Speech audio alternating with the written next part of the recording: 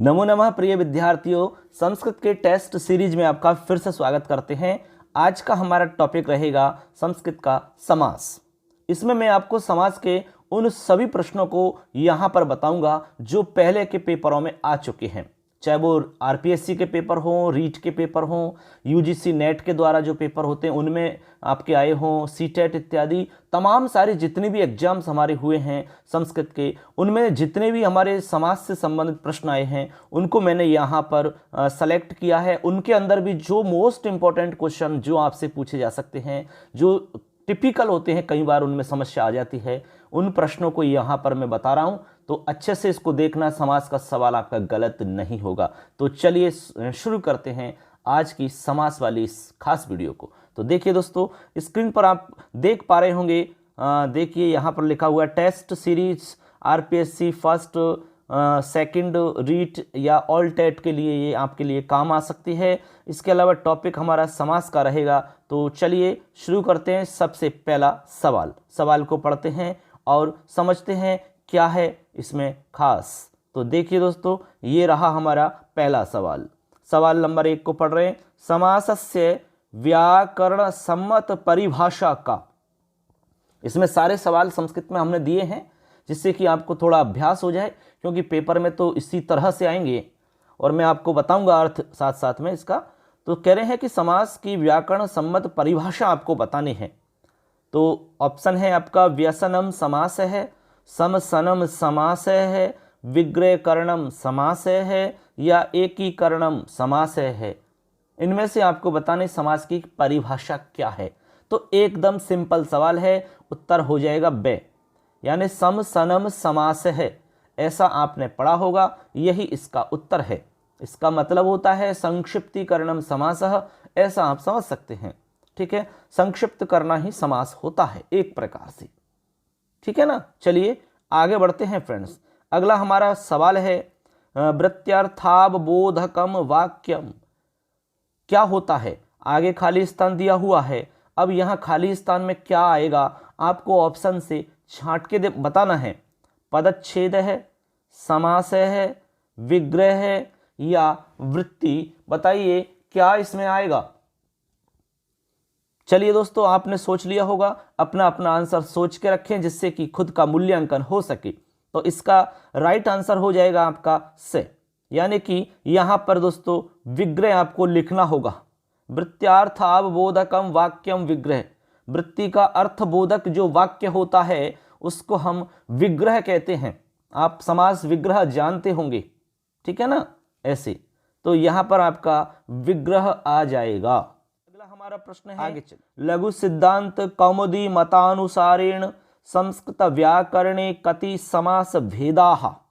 लघु सिद्धांत कौमुदी के मत के अनुसार संस्कृत व्याकरण में कितने समास के भेद माने जाते हैं, समास भेद कितने स्वीकार किए जाते हैं।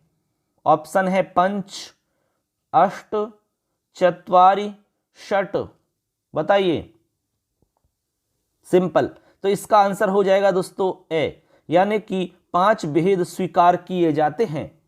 ये लघु सिद्धांत कौमुदी के अनुसार हम बात कर रहे हैं।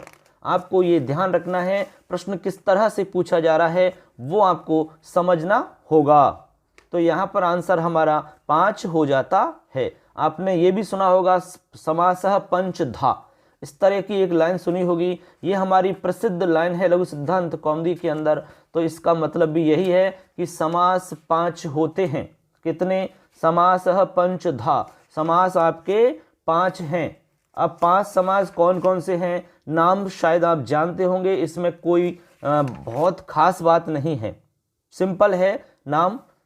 ठीक है ना। चलिए आगे देखते हैं फ्रेंड्स। अगला सवाल है हमारा चौथा। विशेष संज्ञा विनिर्मुक्तः कः समासः। ये भी बहुत ही अच्छा सवाल है। विशेष संज्ञा से जो मुक्त होता है, ऐसा कौन सा समास होता है जो विशेष संज्ञाओं से मुक्त होता है। बताइए। ऑप्शन आप देख लीजिए। ऑप्शन है अव्ययीभाव है, केवल समास है, बहुव्रीहि, तत्पुरुषः।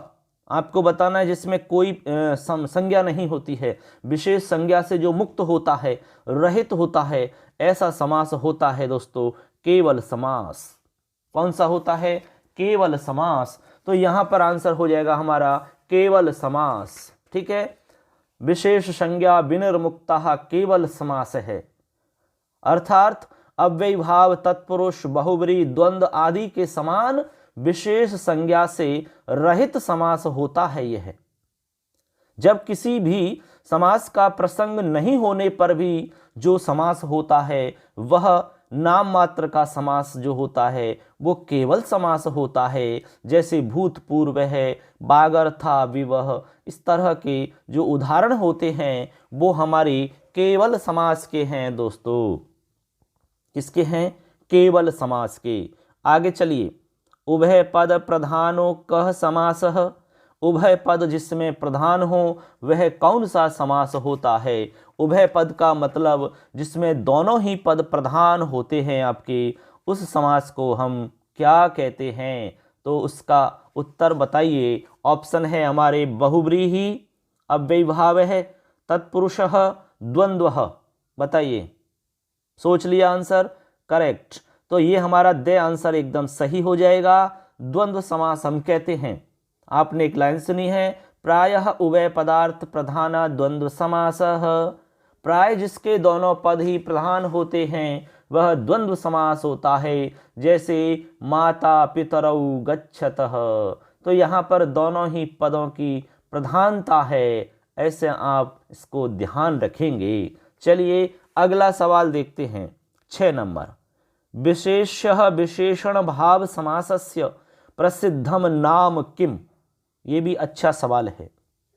विशेषण विशेष्य भाव जो समास होता है वो कौन सा होता है, ऐसे आपको बताना है। तो ऑप्शन है दिगुः, द्वंद्वः, कर्मधारयः, अव्ययीभाव समास है। बताओ। तो करेक्ट आंसर हो जाएगा से। यहां पर दोस्तों उत्तर हमारा कर्मधारय समास होगा, क्योंकि विशेषण विशेष्य भाव जिसमें रहता है वहां हमारा कर्मधारय समास होता है। समझ गए बात को? इस तरह आपको ध्यान रखना है। आगे चलिए, अगला हमारा सवाल है, प्रायः उत्तर पदार्थ प्रधान समासः कः? प्राय जिसमें उत्तर पद प्रधान होता है, उत्तर पद का मतलब बाद वाला पद जहां पर प्रधान होता है वह कौन सा हमारा समास होता है? तो बताइए दोस्तों, उत्तर क्या होगा? बहुव्रीहि, दिगुः, द्वंद्वः, तत्पुरुषः। तो इसका राइट आंसर हो जाएगा दोस्तों तत्पुरुषः। तत्पुरुष समास के अंदर बाद वाला पद प्रधान होता है, अर्थात उसकी प्रधानता बताई जाती है, मुख्य होता है। प्रायः उत्तर पद का अर्थ प्रधान होने पर तत्पुरुष समास होता है।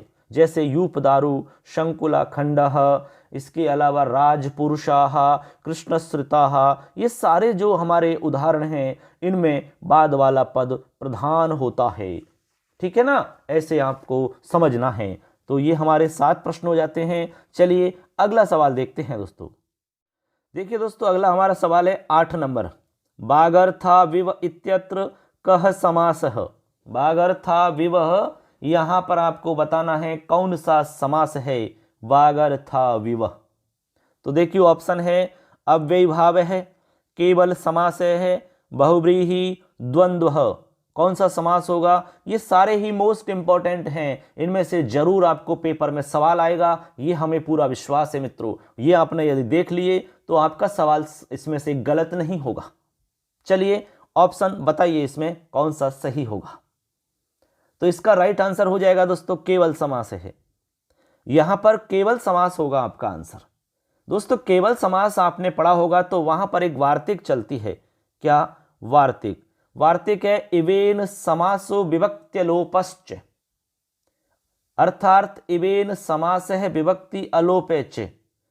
मतलब ये हुआ किसी भी सुबंत पद का इव अव्यय के साथ समास होता है और विभक्ति का लोप भी नहीं होता, ऐसा इस वार्तिक का मतलब समझना है। जैसे वागर्थौ इव, इव के साथ समास हो गया, वागर्थौ इव, यहाँ पर आपका वागर्थ औ इव, ठीक है। यहाँ पर आपका अयादि संधि होकर के बागर्था विव ऐसा बन जाएगा, बागर्था विव ऐसा यहाँ पर बनता है, ठीक है। विभक्ति का लोप नहीं होता है, इव के साथ यहाँ समास होता है। वार्तिक मैंने आपको बता दिया, इवेन समासो विभक्त्यलोपश्च, ठीक है ना। आगे चलिए, आगे है हमारा बहुत ही अच्छा उदाहरण है, नैक है इत्यस्मिन् पदे कैः समास है। यहाँ पर आपको बताना है कौन सा समास होगा। ऑप्शन सुपसुपा, नय समास, अव्ययीभाव, एक शेष द्वंद्व, कौन सा समास होगा बताइए। बहुत बढ़िया सवाल है। तो इसका राइट आंसर है दोस्तों ए, इसको हम कहेंगे सुपसुपा। यहां पर सुपसुपा समास होगा। अब सुपसुपा समास का मतलब दोस्तों केवल समास है, क्योंकि केवल समास का दूसरा नाम सुपसुपा समास भी है, ऐसे भी आपको समझ लेना है। यहां पर हो जाएगा हमारा केवल समास या फिर सुपसुपा समास। ने एक नैकः ऐसे बनता है। यहाँ पर क्या बनता है, नैकः, यानी ने। जब यहाँ पर एक नियम रहता है कि न के बाद यदि सुबंत पद आता है तो वहां पर केवल समास आपको करना होता है। कौन सा, केवल समास। और एक हमारा नय होता है, नय जो आपने नए तत्पुरुष समास पढ़ा है, उस नए के बाद यदि सुबंत पद आता है तब भी नए तत्पुरुष समास यहां पर माना जाता है। ये थोड़ा सा डिफरेंस समझ लो आप। वहां तो आपका नए तत्पुरुष समास माना जाएगा, नए के बाद यदि सुबंत आएगा तो, और यहां पर केवल नए शब्द है, ने। इस नए शब्द के बाद यदि आपका सुबंत पद आता है तो केवल समास होता है। ये दोनों में डिफरेंस है। यदि नए तत्पुरुष समास होगा तो ने एक का अनेक बनेगा, इसको समझना आप। यहां पर यदि नैका की जगह अनेक लिखा होता ऐसे, तो मित्रों यहां पर अनेका के अंदर आपका नया तत्पुरुष समास होगा, और यदि नैका लिखा हुआ है तो यहां पर आपका केवल समास होगा। ये दोनों में डिफरेंस आपको समझ में आना चाहिए, ठीक है ना। चलिए आगे देखते हैं फ्रेंड्स। अगला सवाल है 10 नंबर, उपसर्जन संज्ञा विधायकम सूत्रम किम। एकदम आसान सा सवाल है। उपसर्जन संज्ञा विधायक सूत्र आपको इसमें बताना है। तो देखिए, ऑप्शन 1 है सहसुपा अनेकमन्य पदार्थे प्रथमा निर्दिष्टम समास उपसर्जनम उपसर्जनम पूर्वम, ऐसा हमारा लिखा हुआ है। अब इसमें राइट आंसर छांटिए क्या होगा, तो इसका करेक्ट आंसर है मित्रों से। ये हमारा उपसर्जन संज्ञा विधायक सूत्र है, अच्छे से याद कर लेना। प्रथमा निर्दिष्टम समास उपसर्जनम, ठीक है, इसमें कोई खास बात नहीं है, याद रखना है। अगला सवाल है हमारा 11 नंबर। 11 नंबर सवाल है सुमद्रम इत्यस्य समास विग्रह कह। सुमद्रम का आपको समास विग्रह बताना है। तो ऑप्शन आप देख लीजिए, इन ऑप्शन में से छांट के आपको बताना होगा।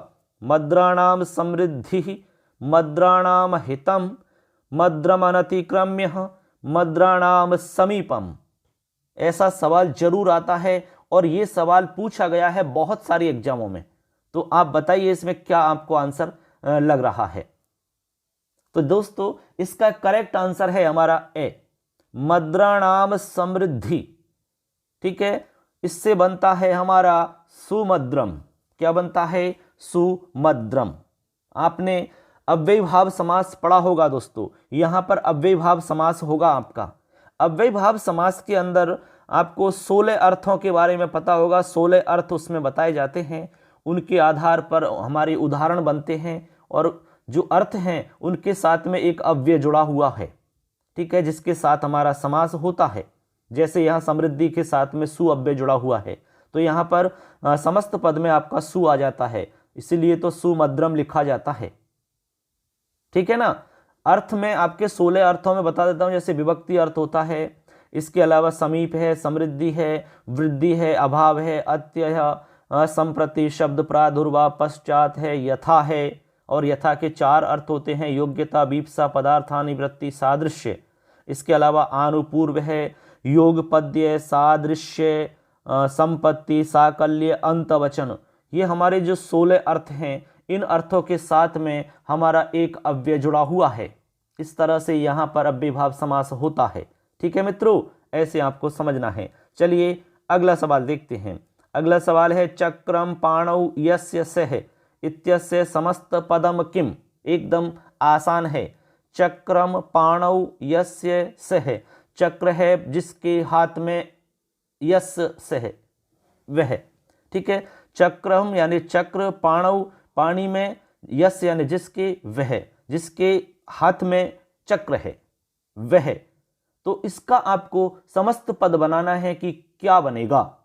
तो ऑप्शन है चक्र पाणी ही, चक्र पाणी, पाणी चक्रम, पाणी चक्रिन। बताओ क्या इसमें सही होगा। तो इसका राइट हो जाएगा ए। इसमें हम बोलेंगे चक्र पाणी ही, चक्रम पाणौ यस्य सह, उसको कहते हैं चक्र पाणी। क्या कहते हैं? चक्र पाणी। ठीक है, ऐसे आगे चलिए। अगला हमारा सवाल है ऊढ़ रथ है येन सह इत्यस्य समस्त पदम किम। ऊढ़ रथ, जो रथ पर ऊढ़ है, ऊढ़ का मतलब है उस पर वहन किया हुआ है, बैठा हुआ है, इस तरह से आप समझ सकते हैं। ऊढ़ रथा येन से, यानी येन जिससे, ऊढ़ रथ, रथ जिससे ऊढ़ है यानी वहन है, ऐसा आप समझें इसको। तो यहाँ पर बनेगा ऊढ़ रथ, रथोढ़ है, या रथे ऊढ़ है, या रथ रूढ़ है। तो इसका राइट हो जाएगा मित्रों ए, ऊढ़ रथ बनेगा यहाँ पर, उसको हम कहेंगे ऊढ़ रथ है। ठीक है, ऊढ़ रथ येन से, तो उसका नाम हो जाएगा ऊढ़ रथ है, ऐसा आप समझें यहाँ पर। ठीक है ना, आगे चलिए। अगला हमारा सवाल है 14 नंबर। यथाशक्ति इत्यत्र कै समास है। यथाशक्ति में आपको समास बताना है। यथाशक्ति, कर्मधारय, नयत समास, अव्ययीभाव, या फिर बहुव्रीहि समास। एकदम आसान है, यहाँ हमारा उत्तर हो जाएगा से। यहाँ पर दोस्तों क्या है? अव्ययीभाव समास है। क्या होगा? अव्ययीभाव समास। यथाशक्ति का मतलब होता है शक्ति के अनुसार, यानी योग्यता हमारी इसमें आती है, योग्यता के हिसाब से या शक्ति के हिसाब से आपकी, उसी को तो हम कहेंगे यथाशक्ति।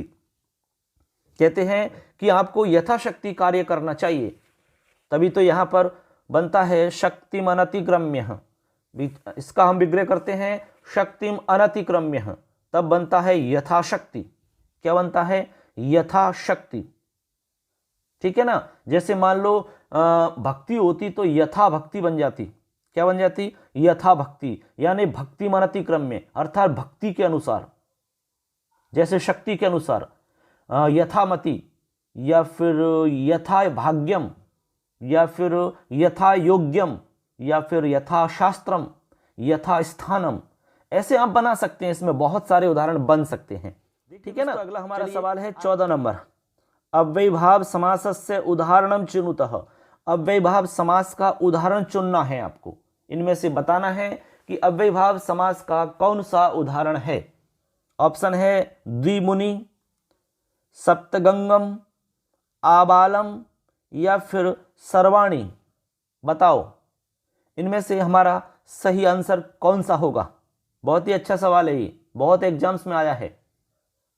द्विमुनि, सप्तगंगम, आबालम। तो दोस्तों इसका राइट आंसर होगा दे, यानी कि इन सभी के अंदर हमारा अव्ययीभाव समास है। दोस्तों कौन सा है? अव्ययीभाव समास होगा इन सभी में। आप सोच रहे होंगे द्विमुनि में कैसे हो गया, या तो संख्या पूर्व है, संख्या पूर्व में द्विगु होना चाहिए, सप्तगंगम में द्विगु होना चाहिए, लेकिन ऐसा नहीं है, क्योंकि यहाँ पर एक नियम है। अव्ययीभाव समास में एक सूत्र चलता है नदी विश्च। नदी विश्च एक सूत्र है, वो कहता है कि संख्यावाची शब्द का नदीवाचक शब्द के साथ समाहार के अर्थ में नित्य अव्ययीभाव समास होता है। क्या होता है? नित्य अव्ययीभाव समास होता है। इसका हम विग्रह करते हैं, जैसे कि द्विमुनि है तो द्विमुनि का विग्रह करेंगे द्वौ मुनि बराबर द्विमुनि, ऐसा हमारा बनता है। और द्विमुनि का तो अलग नियम है, ठीक है। द्विमुनि का एक नियम चलता है, इसमें संख्या वंशेन, एक सूत्र है संख्या वंशेन। वो कहता है कि संख्यावाची शब्द का वंशवाची शब्द के साथ विकल्प से अव्ययभाव समास होता है। वंश में उत्पन्न होने वाला वंश कहलाता है। अब वंश दो प्रकार के माने जाते हैं, एक तो हमारा होता है विद्यावंश और एक होता है जन्म वंश। तो इसलिए विद्यावंश के आधार पर हमने द्विमुनि के अंदर इस सूत्र के आधार पर हम कर रहे हैं यहाँ पर अव्ययभाव समास। द्वौ मुनि वंशौ व्याकरणस्य, ठीक है, व्याकरण के दो मुनि, ऐसा यहाँ पर आपको समझना है, इसलिए द्विमुनि बनेगा और यहाँ पर आपका समास अव्ययभाव होगा, ठीक है। और इधर हमने आपको बताया नदी विश्चय सूत्र, उसके आधार पर बनेगा आपका सप्तगंगम। विग्रह होगा सप्तानाम गंगानाम समाहारः, बनेगा सप्तगंगम। और भी बन सकते हैं, जैसे पंचगंगम है, पंचानाम गंगानाम समाहारः, द्वियमुनम द्वयो यमुनयो समाहारः है, ऐसे बन जाएगा आपका। पंचनदम पंचानाम नदीनाम समाहारः, ऐसे आप बना सकते हैं, ठीक है ना। और एक है आपका आबालम, क्या है, आबालम। अब आबालम में क्या बनेगा बताओ, इसमें क्या होगा बता सकता है कोई? इसमें दोस्तों बनेगा आबालिभ्य, आबालिभ्य, हरि भक्ति बच्चों तक, बालकों तक, तो आबालम बनेगा यहाँ पर, ठीक है। यहाँ पर एक नियम चलता है आपका आंग मर्यादा विविध्यो, आंग मर्यादा विविध्यो, यानी मर्यादा तथा अभिविधि अर्थों में आंग अव्यय का पंचम्यंत पद के साथ विकल्प से अव्ययभाव समास होता है। उसी नियम के आधार पर आबालम में आपका अव्ययभाव समास हो जाएगा, ठीक है दोस्तों। ऐसे हमने यहाँ पर एक्सप्लेन करके बता दिया है, इसलिए बिल्कुल भी कंफ्यूजन आपका नहीं रहेगा। चलिए आगे देखते हैं अगला सवाल। पंचगावो धनम यस्य इत्यस्य समस्त पदमस्ति, समस्त पदमस्ति, तो बताना है पंचगव धनम, पंचगुहु, पंचगव धनस्य, पंचगव धन है। बताओ इसमें क्या आंसर होगा? तो इसका राइट आंसर है दोस्तों दे, यहां पर बनेगा पंचगव धन है, पंचगावो धनम यस्य, पंचगव धन है। अब यहां पर हमारा कर्मधारय समास माना जाएगा। कौन सा दोस्तों? कर्मधारय समास, इस बात को ध्यान रखना, ठीक है। आगे चलिए, अगला हमारा सवाल बहुत ही सुंदर है। कृष्ण चतुर्दशी इत्यत्र समास है अस्ति, कृष्ण चतुर्दशी में समास है, कौन सा समास है वो आपको बताना है। ऑप्शन है कर्मधारयः, तत्पुरुषः, बहुव्रीहि, अव्ययभाव समासः। तो इसमें राइट आंसर हो जाएगा मित्रों कर्मधारय समास। कृष्ण चतुर्दशी में कर्मधारय समास है, इसका हम विग्रह करते हैं कृष्णा, क्या करते हैं? कृष्णा चतुर्दशी, क्या करेंगे? कृष्णा चतुर्दशी। तो यहां पर आपका विशेषण विशिष्य भाव रहित हो रहा है, ठीक है। विशेषण विशिष्य भाव की स्थिति होने के कारण यह हमारा समास बनेगा कर्मधारय। कृष्णा चतुर्दशी बराबर कृष्ण चतुर्दशी, ऐसा आपका रूप बन जाता है। चलिए आगे बढ़ते हैं। क्वेश्चन नंबर 18 बहुत ही मोस्ट सवाल है आपका ये। देखिए, पंचदश, द्वादश, त्रयोविंशति ही इत्यत्र कै समास है। ये सवाल बहुत बार पूछा गया है। कैसे? जैसे कि आ गया कि पंचदश में कौन सा समास होगा, या फिर आ गया कि द्वादश में कौन सा समास होगा, या आ गया आपका त्रयोविंशति में कौन सा समास होगा। तो यहाँ पर आप बिल्कुल कंफ्यूजन में पड़ सकते हैं कि पंच को देख करके द्विगु समास करने का हमारा मन रहता है डायरेक्ट, जबकि ऐसा नहीं है। ऐसा करने पर आप एकदम गलत हो जाओगे। तो फिर क्या करें? मैं आपको नियम बता रहा हूं। यहाँ पर ऑप्शन है द्विगु, अव्ययभाव, कर्मधारय और इसके बाद में द्वंद्व समास। तो इनमें से छांट के बताना है कौन सा हमारा ऑप्शन करेक्ट होगा। बताइए मित्रों कौन सा राइट होगा। अब पहले नंबर पर द्विगु लिखा हुआ है, बहुत सारे हम द्विगु लगा देते हैं इसमें, जबकि गलत है। यहां पर हमारा एकदम जो राइट आंसर होगा दोस्तों वो है हमारा इसमें द्वंद्व समास। दे ऑप्शन द्वंद्व समास होगा। अब द्वंद्व समास कैसे होगा अच्छे से सुन लो और समझ लो। द्वंद्व समास के अंदर दोस्तों एक नियम है हमारा, संख्यया अल्पीयस्याः पूर्व निपात वक्तव्य है। अर्थात संख्यावाची पदों में द्वंद्व समास होने पर छोटी संख्यावाची पद का पूर्व प्रयोग होता है। अब यहां पर देखिए किस तरह से समास होगा। यहां पर समास होगा जैसे कि हमारा एक है इसमें पंचदश, पहले पंचदश को लेते हैं। तो पंचदश के लिए हम क्या करेंगे, हम करेंगे पंच चे दश चे, पंच चे दश चे, पंच और दश, उसको हम कहते हैं पंचदश। 5 और 10 उसी को तो हम कहेंगे पंचदश। तो पंच चे दश चे, यहां पर दोनों में जो छोटी संख्या होती है उसका हमारा पहले प्रयोग होता है, इसलिए बनेगा पंचदश। तो यहां पर होगा हमारा द्वंद्व समास। आगे है हमारा द्वादश। तो द्वादश को आप कैसे बनाओगे, द्वौ चे दश चे बनेगा द्वादश। अष्टादश होता तो अष्ट चे दश चे अष्टादश। आगे समझ में। इसी तरह एक है हमारा त्रयोविंशति। तो त्रयोविंशति में बनाएंगे आप त्रयः च विंशतिः च, त्रयः च विंशतिः च बराबर त्रयोविंशतिः, और समास का नाम होगा द्वंद्व समास। ऐसे आपको ध्यान रखना है। ठीक है मित्रों, गलत नहीं होना है, इसलिए इसको सावधानी से समझना है। आगे चलिए, अगला सवाल, स्वर्गगतः इत्यस्य समास विग्रह के, स्वर्गगतः नरकगतः इस तरीका के। तो स्वर्गम गतः है, स्वर्गात गतः है, स्वर्गे गतः है या स्वर्गेषु गतः है, इनमें से सही कौन सा होगा। तो एकदम सही है आपका ए, स्वर्गम गतः है। यहां पर स्वर्ग गतः बन जाएगा, द्वितीय तत्पुरुष समास में ऐसा बनता है। ठीक है, तो यहां पर आपका स्वर्ग गतः बन जाएगा। अब नरकम गतः होता तो नरक गतः बन जाता। ठीक है, ऐसे। आगे चलिए, अगला सवाल है अनुचितस्य चयनम कुरुत है। आपको अनुचित का चयन करना है। अनुचित कौन सा है उसको बताना है चयन करके, अनुचित को छांटना है। तो हमारा इसमें देखिए दोस्तों, पहला है धान्येन अर्थ है, पहला है धान्येन अर्थ का बनेगा धान्यार्थ है। क्या बनेगा दोस्तों, धान्यार्थ है। ठीक है ना। इसके बाद में है हमारा पुण्येन अर्थ है, इसमें बना पुण्यार्थ है। क्या बना, पुण्यार्थ है। एक है संकुलात खंड है, इसमें बना शंकुला खंड है। एक है धर्मेण अर्थ है, बनेगा धर्मार्थ है। तो इसमें आपको अनुचित बताना है।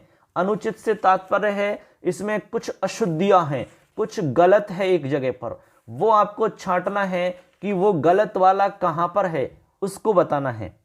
दोस्तों हमारा इसमें से वाला जो है ये गलत है, यहां पर मिस्टेक है। हमारा समस्त पद तो सही है, शंकुला खंड है, बनता है, करेक्ट है, लेकिन यहां पर विग्रह में मिस्टेक है। शंकुलात खंड है, ऐसा विग्रह कभी नहीं होता है। यहां पर विग्रह होता है शंकुलया खंड है, तृतीय विभक्ति के साथ विग्रह होगा शंकुलया, क्योंकि यहां पर तृतीय तत्पुरुष समास है और एक सूत्र चलता है तृतीय तत्कृतार्थेन गुणवचनेन, उसके आधार पर यहां समास होता है शंकुलाखंड। ठीक है, इसके अलावा शलाका काण है, शलाका बदिरह। इसके अलावा आपका इसमें बन सकता है क्षार शुक्ल। ऐसे आपके कई उदाहरण बन सकते हैं। ठीक है ना। तो ये हमारा अनुचित हो गया। अब बाकी में आप समझ पा रहे होंगे, बाकी में आपका एकदम करेक्ट बन रहा है। अब बाकी में बनेगा कैसे, तो इसमें बनेगा धान्येन अर्थ है। इसके लिए एक सूत्र चलता है इसमें तृतीया अर्थेन, याद रखना तृतीया अर्थेन एक सूत्र है हमारा, उसके आधार पे समास हो रहा है धान्येन अर्थे में। तो वो कह रहा है कि तृतीया पद का अर्थ, तृतीया जो हमारा पद है इसका अर्थ पद के साथ भी तत्पुरुष समास होता है। तो अर्थ पद के साथ हो जाएगा धान्यार्थ है, पुण्य के साथ होगा पुण्यार्थ है। ठीक है, जैसे मान लो दान होता, दानेन होता तो दानार्थ है, और धर्मेण है तो धर्मार्थ है, अध्ययनेन है तो अध्ययनार्थ है। ऐसा आप इसमें बना लेते हैं। ठीक है ना। ऐसे अर्थ हो जाएगा के लिए, जैसे कि धान्य के लिए, पुण्य के लिए और धर्म के लिए, ठीक है ना। ऐसे चलिए अगला सवाल है 21 नंबर। 21 नंबर सवाल में है वाक कलह इत्यत्र कै समास है। तो ऑप्शन है अव्ययभाव, कर्मधारय, केवल समास, तत्पुरुष समास। क्या आंसर होगा? तो यहां पर दोस्तों दे आपका आंसर एकदम सही है। यहां पर आपका तत्पुरुष समास है, तृतीय तत्पुरुष, और विग्रह होगा वाचा कलह, यानी वाणी से जो कलह या लड़ाई होती है उसको हम वाक कलह कहते हैं, वाक कलह। तो बनेगा वाक कलह, ठीक है ना, वाचा कलह, वाक कलह, इस तरह से हमारा बन जाता है। तो ऐसे करके हमारे यहां तक दोस्तों 21 सवाल है 22 नंबर। देखिए 22 नंबर सवाल को पढ़ते हैं। बहुत ही सुंदर सवाल है। जलजाक्षी इत्यस्य समास विग्रह अस्ति। जलजाक्षी का समास विग्रह आपको बताना है। क्या समास विग्रह? पहले तो आप ये सोचिए कि वह जलजाक्षी में समास कौन सा है। आ रहा है समझ में आपको? जलजाक्षी के अंदर समास है मित्रों बहुब्रीहि समास। कौन सा है? बहुब्रीहि समास। ऐसे भी आप ध्यान रख लेना। अब इसका विग्रह देखिए, जलजम एव अक्षी यस्याह सा, या जलजे अक्षी यस्याह सा, जलजम अक्षी यस्याह सा, जलजे एव अक्षिणी यस्याह सा। इनमें से सही वाला ऑप्शन छांट के बताना है कि इनमें सही हमारा कौन सा होगा। तो बताइए कौन सा ऑप्शन हमारा एकदम करेक्ट होगा, बताओ। तो चलिए दोस्तों मैं बता देता हूं इसमें सही कौन सा होगा। तो हमारा लास्ट वाला जो ऑप्शन है दे, जलजे इव अक्षिणी यस्याह सा, ये हमारा एकदम सही समास विग्रह है। अब यहां पर बनता है हमारा जलजाक्षी, जलजे इव अक्षिणी यस्याह सा, जलजाक्षी बनेगा। अब यदि यहां पर हम यस्या की जगह यस्य और सह कर देते, ऐसे यस्य और इधर हमारा सह कर देते, तो हमारा जलजाक्षय बनता, फिर जलजाक्ष है, ठीक है ना। ऐसा हमारा चेंज हो जाता क्योंकि अर्थ पुल्लिंग में चला जाता फिर, और यहां पर अर्थ स्त्रीलिंग में जा रहा है इसलिए। तो दोस्तों यहां पर मैं आपको बता देता हूं, एक सूत्र है हमारा उपमान पूर्व पद बहुब्रीहि के लिए, सप्तम्य उपमान पूर्व पदस्य उत्तर पदलोपश्च। इस सूत्र के आधार पर आप यहां पर समास कर पाएंगे, ठीक है ना। ऐसे आप इसको समझ सकते हैं। और भी उदाहरण बन सकते हैं ऐसे बहुत सारे, जैसे कि मीनाक्षी बन सकता है, कमलाक्षी बन सकता है, इसके अलावा कमल नयनः बन सकता है, विशालाक्षी बन सकता है। ऐसे बहुत सारे बना सकते हो जलजाक्षी की तरह, ठीक है ना। आगे चलिए, आगे है समानाधिकरण है तत्पुरुषः किम व्यपदिश्यति। एकदम सिंपल है। समानाधिकरण तत्पुरुष समास जो होता है उसको किस नाम से जानते हैं? अव्ययभाव है, नयः, उपपदम या कर्मधार्यम। बताइए।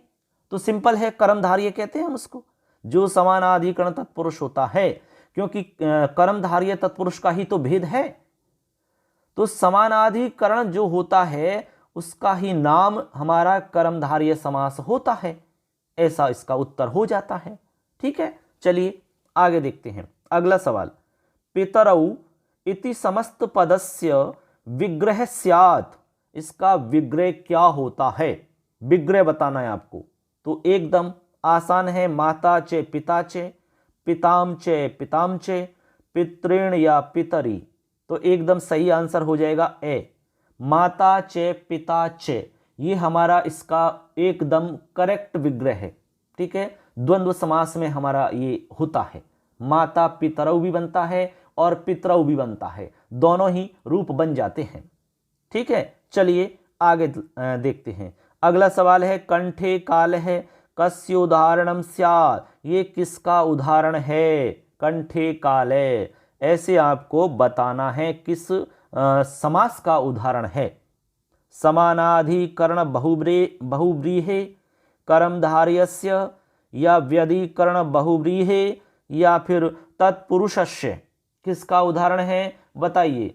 तो इसका राइट आंसर है दोस्तों से, यानी यहां पर व्यधिकरण बहुव्रीहि समास होगा। कंठे काल है, कंठे काल है, यानी कंठ में है काल जिसकी। तो यहाँ पर बहुब्री तो है, लेकिन व्यधिकरण बहुब्री है। व्यधिकरण बहुब्री के अंदर जो दो पद हैं हमारे, उनमें अलग अलग विभक्ति पाई जाएगी और समानाधिकरण के अंदर समान विभक्तियां पाई जाती हैं। ऐसे आप डिफरेंस समझ सकते हैं।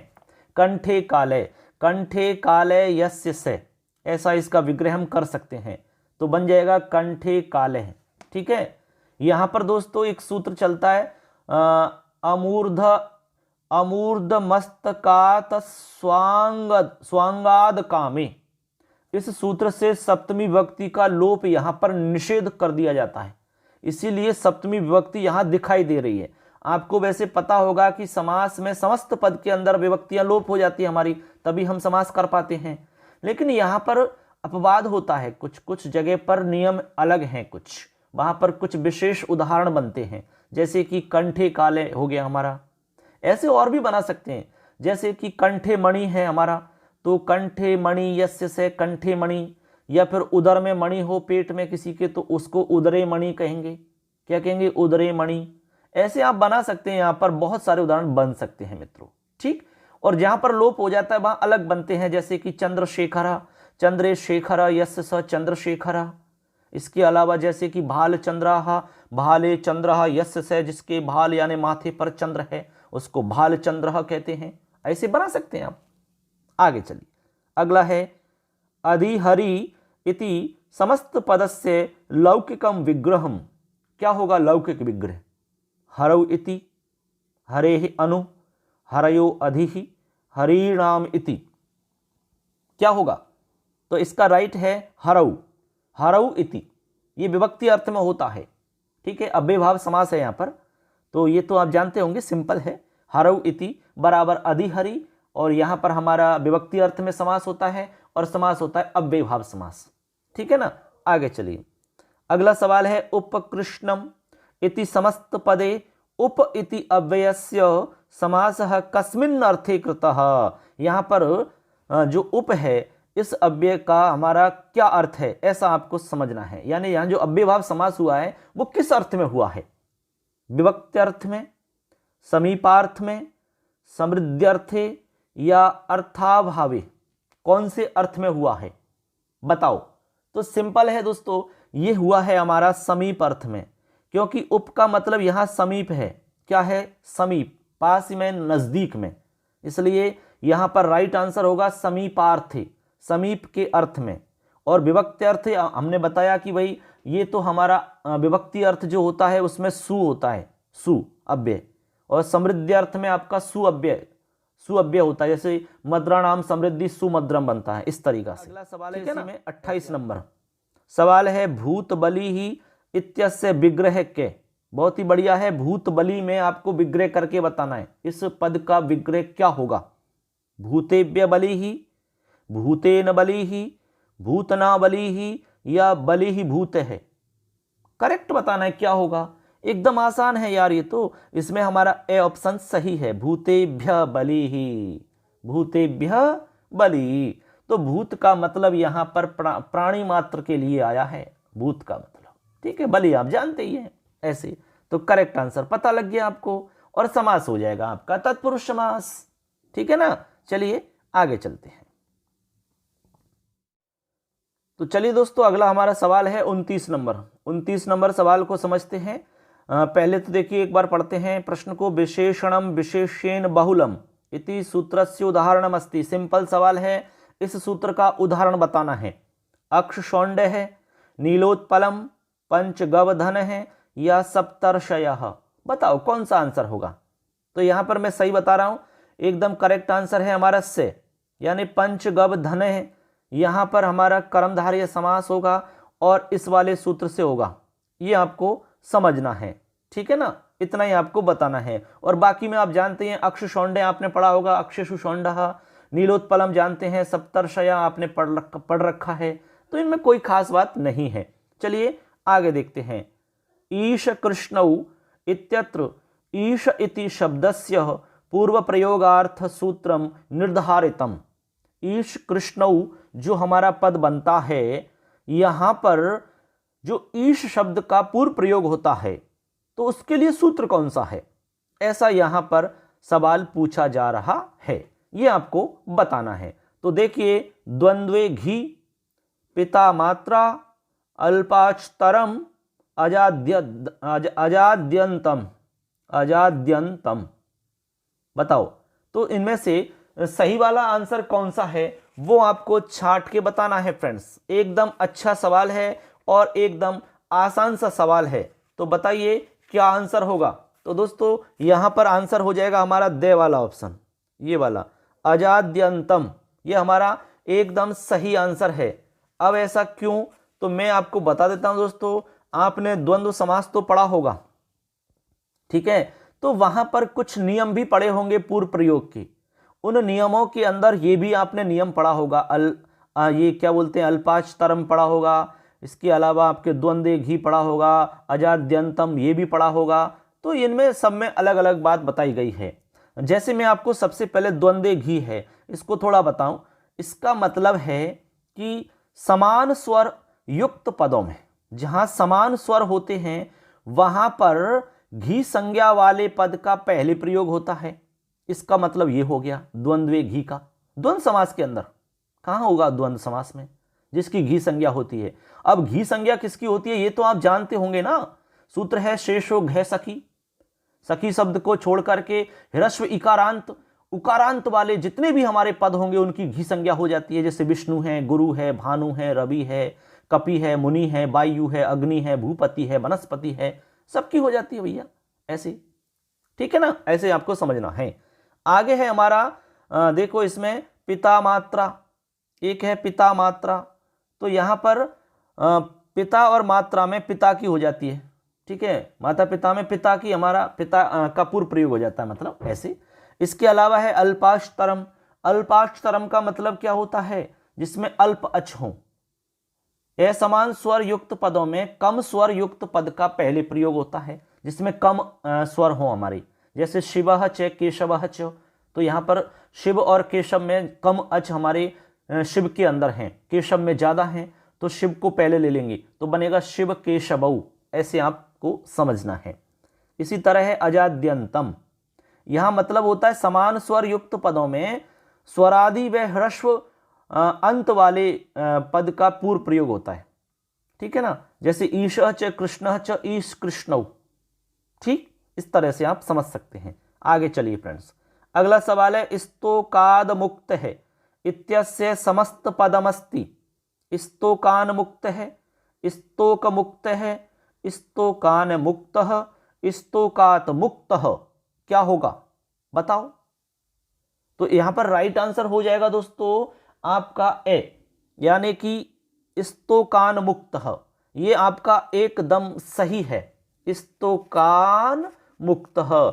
अब क्यों सही है ये भी आप समझ गए होंगे भाई, ये तो आपने पढ़ रखा होगा, इसमें कोई बहुत कठिन बात तो है नहीं कोई, ठीक है, क्योंकि ये तो वही सिंपल चीजें हैं, ठीक है। मैं थोड़ा सा क्या, जहां पर विशेष आवश्यकता होती है उसको थोड़ा सा डिटेल से बताता हूं, और जहां पर नहीं होती है उसको मैं कम बताता हूं, क्योंकि सबको डिटेल से बताएंगे तो बहुत लंबा मैटर हो जाएगा। ऐसे आपने और भी तो पढ़े होंगे, अल्पान मुक्त की तरह स्तोकान मुक्तः, शमीपाद आगतः, दूराद आगतः, पंचम्य स्तोका दिव्य, एक सूत्र भी पढ़ा होगा आपने तत्पुरुष समास के अंदर। इसमें दोस्तों अलुक तत्पुरुष समास होता है, स्तोकान मुक्त में अलुक तत्पुरुष समास, ठीक है ना, ऐसे आप समझ सकते हैं। चलिए आगे देखते हैं 32 नंबर।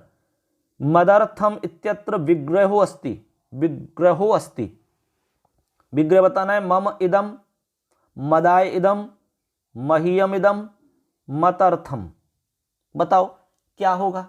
विग्रह बताना है तो राइट विग्रह है आपका से मह्यम इदम, उसको कहते हैं मदर्थम। मदर्थम मेरे लिए, मदर्थम मह्यम इदम मेरे लिए है, तो उसका मदर्थम बनता है, ठीक है ना। आगे चल, अगला है हमारा द्विजार्थम इत्यत्र विग्रह के। द्विजार्थम का विग्रह बताना है। द्विजार्थम, इसका क्या विग्रह बनेगा ऐसे आपको बताना होगा। तो ऑप्शन है द्विजाय अयम, इसके बाद में है आपका द्विजाय इयम, फिर है द्विजाय इदम, फिर है द्विजाय अनेन। तो इसमें करेक्ट कौन सा होगा वो आपको छांट के बताना है। ये भी बहुत ही अच्छा सवाल है, ये सेकंड ग्रेड में आया हुआ है, बहुत बार पूछ लिया गया है। वैसे तो सारे क्वेश्चन वही है, लेकिन जो ज्यादा बार पूछा गया है उनको मैं थोड़ा विशेष बता रहा हूँ, क्योंकि वहाँ से पुनः भी पूछा जा सकता है, इसलिए आपको उस पर ज़्यादा जोर देना होगा। ठीक, देखो इसका राइट आंसर बता देता हूँ दोस्तों, द्विजार्थम ऐसा लिखा हुआ है, तो यहाँ इदम बनेगा, द्विजाय इदम, तो यहाँ हमारा से वाला होगा, क्योंकि ये यहाँ पर नपुंसकलिंग का अर्थ दे रहा है, द्विजार्थम इदम। यदि द्विजार्थ है ऐसा होता तो अयम के साथ बनता द्विजाय अयम, यदि स्त्रीलिंग में होता द्विजार्थ था तो द्विजाय इयम बनता। बात को समझना, क्योंकि आपने एक सूत्र पढ़ा होगा दोस्तों, ये कहाँ बनता है वो भी मैं बता रहा हूं आपको, किस जगह पर बनता है वो भी मैं आपको समझा रहा हूं। सुनो, बताता हूं मैं आपको पूरी डिटेल इसकी, क्या है इसमें मामला। आपने तत्पुरुष समास पढ़ा है, तत्पुरुष समास के अंदर एक वार्तिक पढ़ा होगा आपने, और वार्तिक के अर्थेन नित्य समासो विशेष लिंगता चेति वक्तव्यम पढ़ रखा है, वहां बताया जाता है, और उसका अर्थ बता देता हूं। उसका अर्थ होता है कि चतुर्थ्यंत पद का अर्थ पद के साथ नित्य चतुर्थी तत्पुरुष समास होता है, तथा समस्त पद का लिंग विशेष पद के अनुसार होता है, ऐसा इसका मतलब है। ठीक, अब देखो द्विजाय अयम, तो यहां पर द्विजाय अयम यदि होता तो आपका यहां पुल्लिंग बनता, यदि द्विजाय इयम होता तो स्त्रीलिंग में द्विजार्था बनता, और नपुंसक में इदम है तो द्विजार्थम बनेगा, इसलिए यहां पर हमारा ये वाला करेक्ट है। ऐसा सवाल आता है तो सावधानी से समझना, ठीक है ना। क्लियर है सबके। अब चलो आगे बढ़ते हैं। आगे है महाबाहु इत्यस्य पदस्य विग्रहो अस्ति, इसका विग्रह बताना है। महान बाहु यस्य से है, महानतौ बाहु यस्य से है, महानतौ बाहु यस्य से है, महानते बाहवे यस्य से है। क्या आंसर होगा बताओ? तो करेक्ट आंसर होगा से, महानतौ बाहु यस्य से। ये हमारा इसमें विग्रह हो जाएगा, एकदम करेक्ट विग्रह है, कोई संशय नहीं है, ठीक है ना। आगे चलो, आगे है हमारा 35 नंबर। कुत्सित पुरुषः समस्त पदम किम, कुत्सित पुरुष में समस्त पद बताना है। बताइए, एकदम आसान सा है। कुत्सित पुरुष में समस्त पद क्या होगा बताइए। ऑप्शन है कुपुरुष है, का पुरुष है, या फिर दोनों ए और वे, या दुष्ट पुरुष है। बताओ क्या आंसर होगा। तो हम बता देते हैं दोस्तों, यहां पर हमारा आंसर होगा से, यानी कि ए और बे में जो दे रखे हैं वो दोनों ही आपके सही हैं, करेक्ट हैं दोनों। कैसे, सुनो बताता हूं। इसके लिए एक सूत्र याद रखना है, विभाषा पुरुषे। एक सूत्र है विभाषा पुरुषे। अच्छा, समास कौन सा है भाई, ये भी आपको थोड़ा सा ध्यान रखना है। समास है आपका ये आपने पढ़ा होगा कुगति प्रादि तत्पुरुष समास। कुगति प्रादि तत्पुरुष समास के अंदर ये हमारा सूत्र है विभाषा पुरुषे। इसका मतलब है पुरुष शब्द के उत्तर पद में रहने पर विकल्प से कु के स्थान पर, कु के स्थान पर का आदेश हो जाता है। का, कु के स्थान पर का आदेश हो जाता है विकल्प से। इसका मतलब एक बार तो कु रहेगा, एक बार आपका कु का हो जाएगा। ऐसे दो रूप बन जाएंगे। तो यहां पर हमने कहा कि कुत्सितः पुरुषः, तो यहां पर जो कुत्सिता का कुत्सित है जो है वो कु में बदल जाएगा, तो कु पुरुष बन जाएगा। और एक बार आपका कु जो है वो का में बदल जाएगा, तो का पुरुष है बन जाएगा। तो कु पुरुष का मतलब तो होता है बुरा पुरुष या दुष्ट पुरुष, और का पुरुष का मतलब होता है कुछ पुरुष, उसको कहते हैं का पुरुष। ठीक है ना, ऐसे करके आप इसको समझ सकते हैं मित्रों। ठीक, आगे चलिए। अब देखिए दोस्तों, अगला है हमारा 36 नंबर है, समीचीनाम तालिकाम चिनुत है। आपको यहां पर समीचीन तालिका का चयन करना है जो एकदम सही है। कृष्णश्रुतः, इसके आगे देखो लिखा हुआ है द्विगु समास है, यानी कि 4 इधर ऑप्शन है, 4 इधर हैं। जैसे कृष्णश्रुतः त्रिभुवनम है, चतुर्मुखः निरमक्षिकम, इधर है द्विगु समास, अव्ययीभाव समास, तत्पुरुष समास, बहुब्रीहि समास। इनमें आपस में आपको मैचिंग करनी है इनकी, कुल मिलाकर के ये बात है। तो इसमें ऑप्शन दे रखे हैं, इनमें से राइट आंसर छांट के बताना है। तो मैं इसका सीधा आंसर बता देता हूं दोस्तों। इसका आंसर है हमारा बे, ये वाला। कैसे है? तो कहने का सीधा मतलब है जैसे कि कृष्णश्रुतः, तो कृष्णश्रुतः के अंदर हमारा हो जाएगा 3, यानी कि 3 वाले से मिल जाएगा ये ऐसे, यानी इसमें हो जाएगा तत्पुरुष समास। इसी तरह हमारा है बे पे है त्रिभुवनम, तो त्रिभुवनम में 1 है, 1 का मतलब है कि इसमें द्विगु समास हो जाएगा। ठीक है। इसके अलावा सी में है हमारा 4, यानी से का 4 का मतलब हुआ चतुर्मुख में बहुब्री समास हो जाएगा। ठीक है। और बच गया 1 निर्मक्षिकम, तो निर्मक्षिकम में 2, इसका मतलब है ये दूसरे वाले से मिल जाएगा। ऐसे इनकी आपस में मैचिंग करनी है और समीचीन तालिका बन जाएगी हमारी ये वाली। ठीक है। ए में तो हो जाएगा 3 नंबर, और इसमें हो जाएगा 1, इसमें 4 और इसमें आपका 2, तो 3 1 4 2, ये हमारा करेक्ट आंसर हो जाता है। इस तरह के सवाल भी समास में पूछे जाते हैं। इनमें आपको थोड़ा सा सावधानी से समझना होता है। वैसे इसमें एक आध बार क्या होता है कि एक बैठ जाता है ना, तो उससे भी अंदाजा लग जाता है। कई बार 2 से अंदाजा लग जाता है और कई बार तो हमें 3 से अंदाजा लगता है ऐसे। ठीक है ना। चलिए आगे बढ़ते हैं। अगला सवाल, अति निद्रम इति पदस्य लौकिकः विग्रह अस्ति, इसका लौकिक विग्रह बताना है। अतिशया निद्रा, अत्यधिका निद्रा, निद्रायाः अत्ययः, निद्रा संप्रति न युज्यति। बताओ करेक्ट आंसर। तो इसका सही है दोस्तों दे, निद्रा संप्रति न युज्यति। अति निद्रम बनेगा, बेभव समास में आपने पढ़ा होगा। ठीक। आगे चलिए। आगे है अल्पान मुक्त है इत्यत्र समास है, इसमें समास बताना है। अल्पान मुक्त में केवल समास है, बहुव्रीहि समास, तत्पुरुषः, कर्मधार्यः। मैं बता चुका हूं ऐसे तो आपको, जैसे हमने स्तुकान मुक्त बताया उस समय भी बताया था अल्पान मुक्त, तो यहां पर तत्पुरुष समास है दोस्तों। कौन सा है? तत्पुरुष समास। ठीक है। आगे चलिए। ए पुत्र है अत्र समास है, यहां पर आपको समास बताना है कि ए पुत्र में कौन सा समास है ए पुत्र के अंदर। तो बताइए, नए तत्पुरुष, बहुव्रीहि, अव्ययीभाव या फिर कर्मधारय समास। इनमें से आपको छांट के बताना है कि कौन सा समास होगा। बताइए दोस्तों, फटाफट आंसर ढूंढिए अपना, जिससे कि आपका खुद का मूल्यांकन हो सके। फटाफट बताइए क्या आंसर होगा, बताओ जल्दी से। तो चलिए दोस्तों, मैं इसका आंसर बता देता हूं।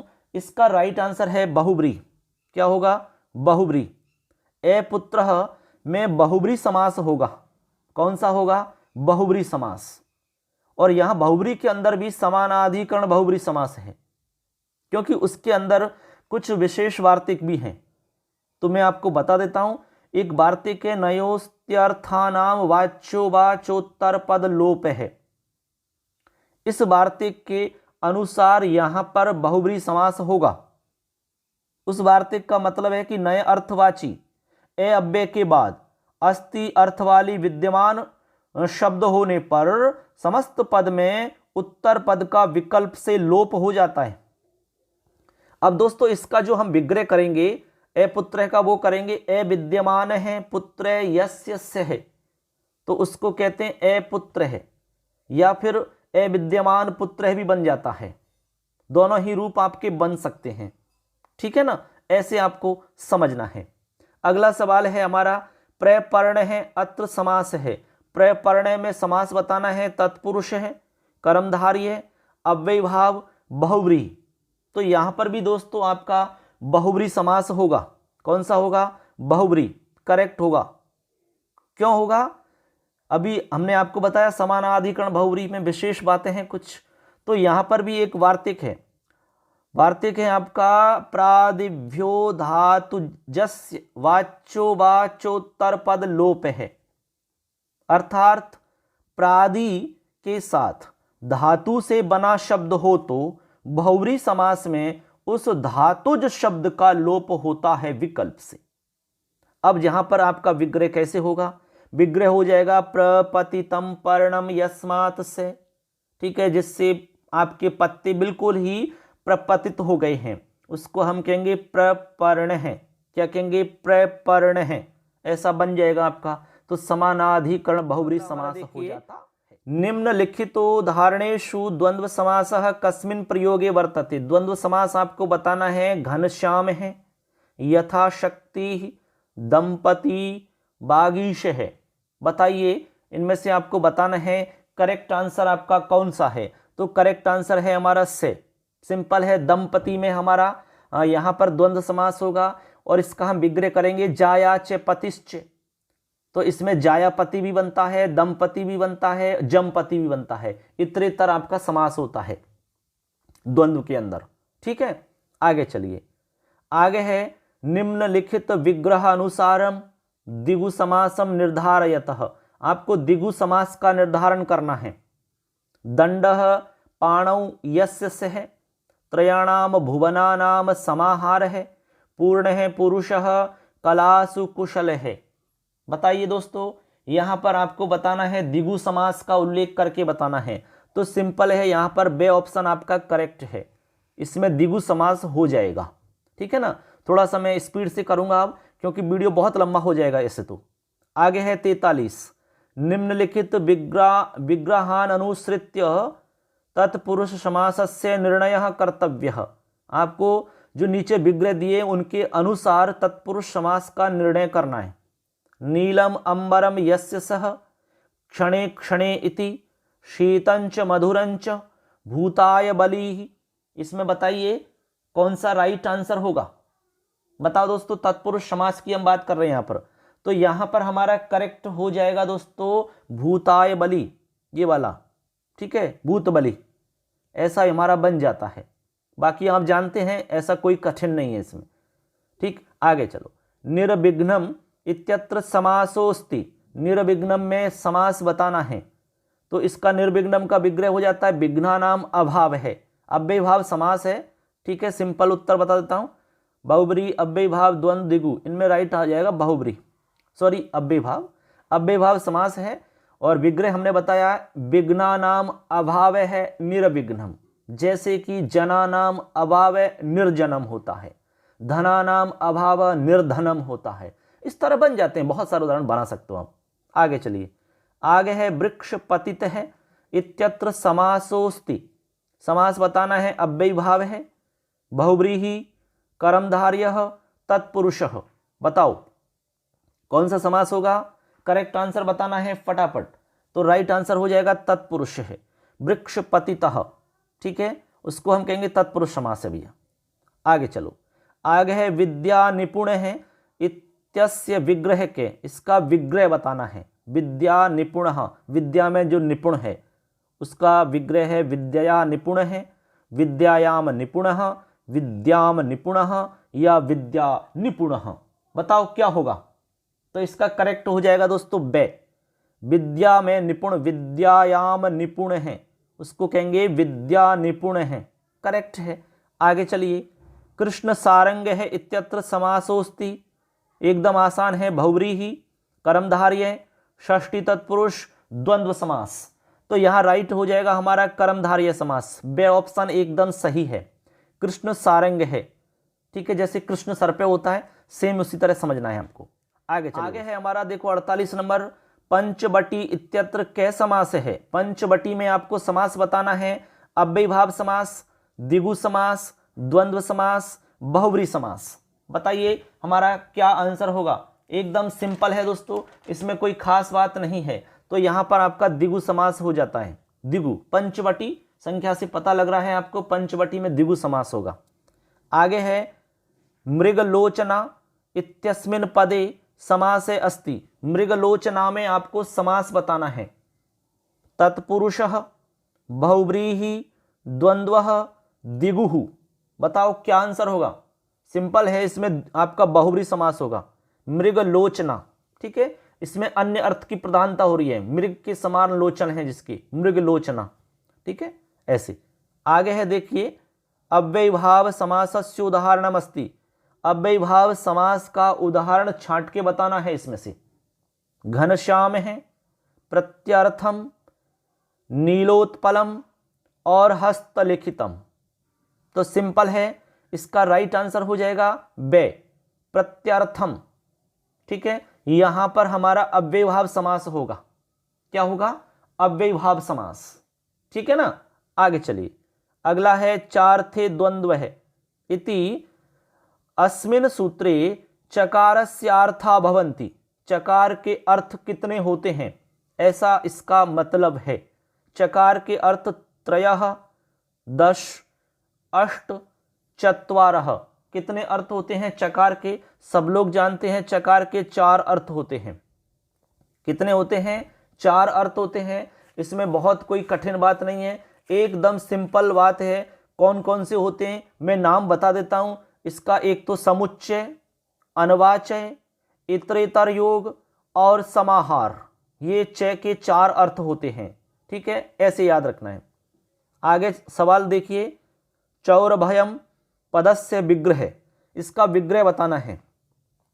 चोरस्य भयम, चौरेण भयम, चौरे भयम, चौरात भयम।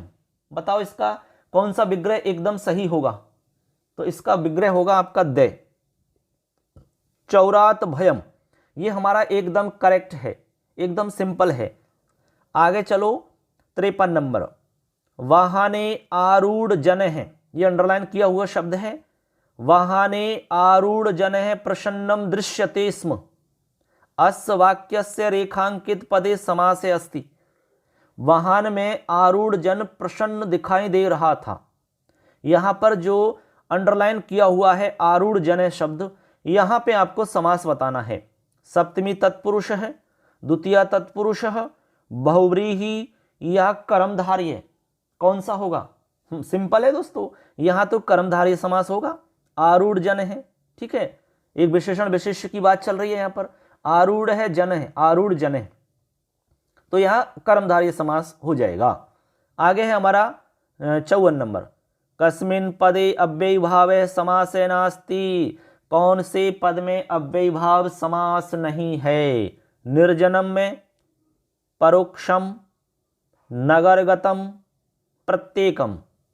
सिंपल है दोस्तों, यहां पर नगरगतम में अव्ययीभाव समास नहीं है।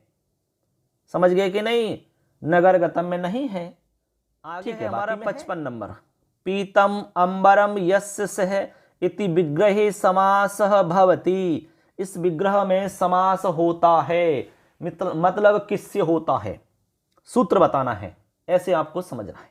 सूत्र है हमारे, पहला सूत्र है वर्णो वर्णेन सूत्रेण, उपमानानि सामान्य वचनैः सूत्रेण, अनेकमन्य पदार्थे सूत्रेण, विशेषणम विशेष्येन बहुलम सूत्रेण। बताओ कौन से सूत्र से होगा? 55 नंबर का बताना है करेक्ट आंसर। तो दोस्तों यहां पर हो जाएगा हमारा करेक्ट आंसर से। क्या हो जाएगा? से। अनेकमन्य पदार्थे बहुब्री समास होगा, तो पीतम अंबरम यस्य सह, यहां पर आपका बहुब्री समास होगा। आपको हम बता दें, समास जो होता है दोस्तों विग्रह पर डिपेंड करता है। विग्रह से समास बदल जाया करता है। पीतम अंबरम, पीतांबरम आपने देखा होगा कर्मधारय समास भी होता है, लेकिन विग्रह किया गया है पीतम अंबरम यस्य सह। यहां अन्य अर्थ की प्रधानता हो रही है, इसलिए यहां पर आपका जो समास होगा वो बहुब्री समास होगा, और वो होगा आपका अनेकमन्य पदार्थे से, अनेकमन्य पदार्थे से होगा। आगे चलिए, कुंभकारः इत्यत्र समासः अस्ति। उपपद तत्पुरुष समास, द्वितीय तत्पुरुष समास, समानाधिकरण तत्पुरुष समास, या फिर नया तत्पुरुष समास। कौन सा होगा? एकदम सिंपल है, पहला वाला आंसर करेक्ट है, उपपद तत्पुरुष समास होगा। चलिए 57 नंबर, हंसौ इत्यस्य विग्रह भवति। हंसौ का विग्रह बताना है। हंसी च इति, हंसश्च कपोतश्च इति, हंसी च कपोतश्च इति, हंसी च हंसश्च इति। कौन सा होगा?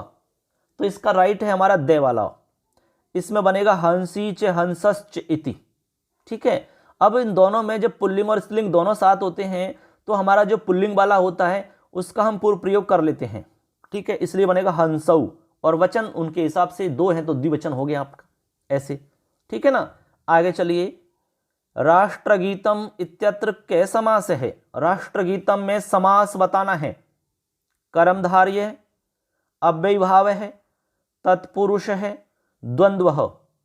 सिंपल है, एकदम आसान सा सवाल है। तो यहां हो जाएगा आपका तत्पुरुष समास, राष्ट्रगीतम, राष्ट्र का गीत। ठीक है ना। आगे चलिए, आगे है कृच्छ्रादागत है इत्यत्र पंचम्या अलुक केन सूत्रेण भवति। पंचमी विभक्ति का यहां पर जो अलुक होता है वो कौन से सूत्र से होता है, बताओ। ऑप्शन है स्तोकांतिक दूरार्थ कृच्छ्रानियक्तेन, पंचम्या स्तोकादिव्य, गोरतद्धितलुकी, पंचमी भयेन। बताओ। तो इसका है आपका करेक्ट बे, पंचम्या स्तोकादिव्य। इससे पंचमी विभक्ति का लोप नहीं होता है, अलुक होता है ऐसे। ठीक है ना। आगे चलिए, कावेरी नदी इत्यत्र कै समास है। कावेरी नदी में समास बताना है, बहुत बढ़िया है। द्विगु समास नहीं, द्वंद्व समास नहीं, उपपद समास नहीं, कर्मधारय यस। तो राइट हो जाएगा हमारा कर्मधारय समास। ठीक है ना दोस्तों। ऐसे वेरी वेरी मोस्ट इंपॉर्टेंट उदाहरण है ये सब के सब। आपने एक बार देख लिए तो मैं गारंटी के साथ कह सकता हूं कि समास का सवाल गलत नहीं हो सकता है। कोई भी एग्जाम दो आप, चाहे first grade, second grade, REET, CTET, NET वगैरह कोई भी एग्जाम दे लो चाहे आप। ठीक है ना। चलिए जरूर सब्सक्राइब करना दोस्तों, क्योंकि हम आपके लिए मेहनत कर रहे हैं। तो एक छोटा सा काम आप भी कर सकते हैं, इसमें कोई चार्ज आपका नहीं लग रहा, कोई मेहनत नहीं लग रही आपकी। ठीक है ना। तो सिंपल सा काम है, वो आप कर सकते हैं, उससे हमें अच्छा लगता है। तो आपके लिए और अच्छे से अच्छा मैटर आपको उपलब्ध करवाने का पूरा प्रयास रहेगा हमारा। चलिए आगे देखते हैं 61 नंबर सवाल। को नाम समासः नित्यम क्लीबलिंग लिंगम धारयति। कौन है नित्य जो नपुंसक लिंग को धारण करता है, ऐसा कौन सा समास है। अव्यय भाव, द्वंद्व, कर्मधारय, द्विगु। बताओ दोस्तों, ऐसा कौन सा समास है आपका जो नित्य नपुंसक लिंग को धारण करता है। तो आंसर हो जाएगा आपका अव्यय भाव समास, करेक्ट हो जाएगा ए। ठीक है, ए ऑप्शन। आगे चलिए, अनुद्योग है इत्यत्र कै समास है। बहुव्रीहि, उपपद समास, नय तत्पुरुष, कर्मधारय। यहां हो जाएगा नय तत्पुरुष। ने उद्योग है, ने उद्योग है बराबर अनुद्योग है। जैसे ने अश्व अनश्व है, ने अधिकार अनधिकार, ने सत्यम असत्यम, ऐसे बनता है। ठीक है। ने के बाद में यदि कोई ऐसा शब्द आ रहा है जो स्वर से स्टार्टिंग हो रही है तो वहां पर ने अन में बदल जाता है, और व्यंजन वाला आता है तो ने ए में बदल जाता है। बस इतना ध्यान रखना है। आगे है आपका 63। पंचगंगम इत्यत्र कै समास है। अव्यय भाव, कर्मधारय, द्विगु या फिर बहुव्रीहि। बताओ। तो यहां पर हो जाएगा दोस्तों पंचगंगम में अव्यय भाव समास। हमने आपको बताया था सूत्र नदी विश्च, उसके आधार पे यहां पर आपका अव्यय भाव समास होगा, ने की द्विगु। इस बात को ध्यान रखना आप। द्वियमुनम में आपको बता चुका हूं ऑलरेडी, सप्तगंगम में आपको ऑलरेडी बता चुका हूं। आगे चलिए, आगे है आपका नय तत्पुरुष समासस्य उदाहरणम किम। नय तत्पुरुष समास का उदाहरण बताना है आपको छांट करके। राग समम, शीतल सलिलम, अनुद्वेगकरम, प्रियहितम। तो यहां हो जाएगा अनुद्वेगकरम, से वाला ऑप्शन एकदम सही है। अनुद्वेगकरम, ने उद्वेगकरम, ने उद्वेगकरम बराबर अनुद्वेगकरम बन जाएगा, नए तत्पुरुष समास। आगे है 65 नंबर। छत्रोपानहम पदे समास है अस्ति। तो यहां हो जाएगा बहुव्रीहि, कर्मधारय, तत्पुरुष, द्वंद्व समास। सिंपल है, द्वंद्व समास होगा। क्या होगा यहां पर, द्वंद्व समास। यहां पर विग्रह होता है छत्रम चे उपानहम चे, समाहार द्वंद्व होगा। ठीक है।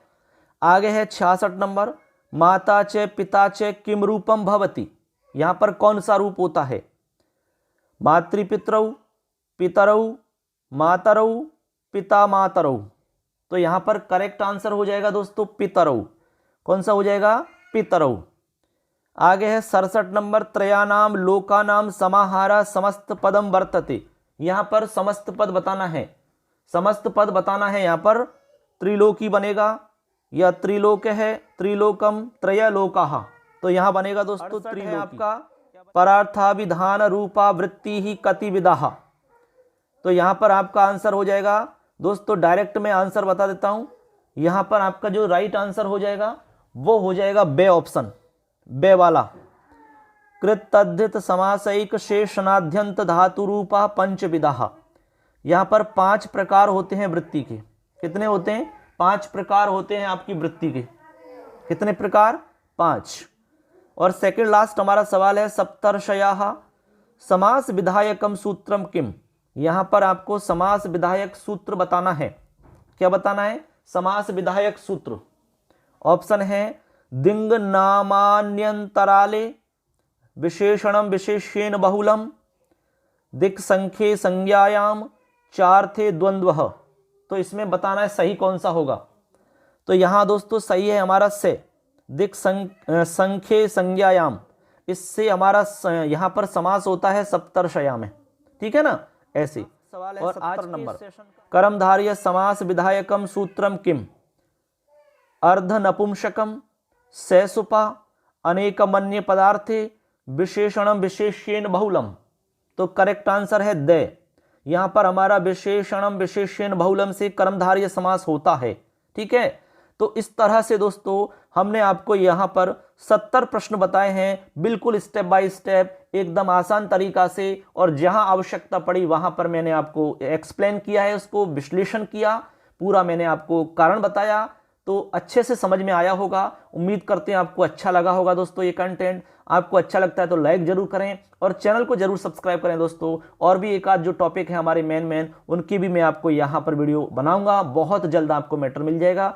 सेकंड ग्रेड के हमारे जितने भी साथी हैं उनकी एग्जाम बहुत जल्द होने वाली है, सबके लिए शुभकामनाएं। और रीट के जो साथी हैं उनकी भी एग्जाम डेट फिक्स हो चुकी है, इसलिए आपको भी तैयार हो जाना दोस्तों। आपके लिए पूरा कोर्स मैं उपलब्ध करवाऊंगा। चैनल को जरूर सब्सक्राइब कर लेना और नेक्स्ट वीडियो का इंतजार करना दोस्तों। मिलेंगे अगली वीडियो में, तब तक के लिए जय हिंद, जय तु भारतम।